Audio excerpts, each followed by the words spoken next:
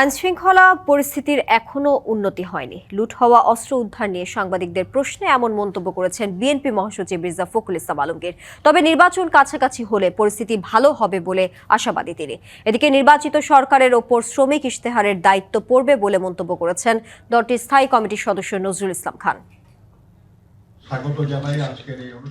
রাজধানী চিনমোচি সম্মেলন কেন্দ্রে national advocacy alliance for workers rights শীর্ষক সেমিনারের আয়োজন করা হয়। এতে যোগ দিয়ে বিএনপির স্থায়ী কমিটির সদস্য নজরুল ইসলাম বলেন, আগামী নির্বাচনের মাধ্যমে যারা ক্ষমতায় যাবে তাদের ওপর শ্রমিক ইশতেহার বাস্তবায়নের দায়িত্ব বাড়বে।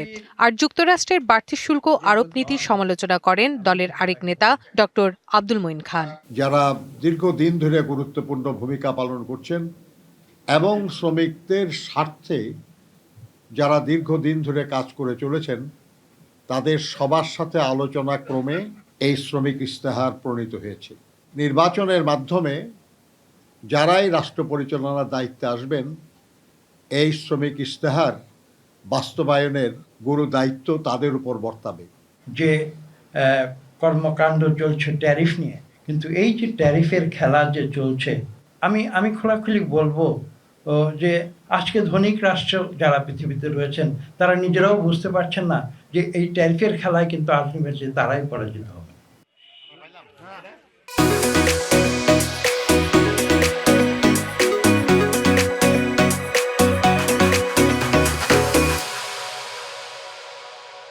এদিকে ঠাকুরগাঁওয়ে নিজ বাসভবনে আসছে নির্বাচন এবং নিরাপত্তা পরিস্থিতি নিয়ে কথা বলেন বিএনপির মহাসচিব মির্জা ফখরুল ইসলাম আলমগীর। আমরা এটাতে খুব উদ্বিগ্ন, কনসার্ন।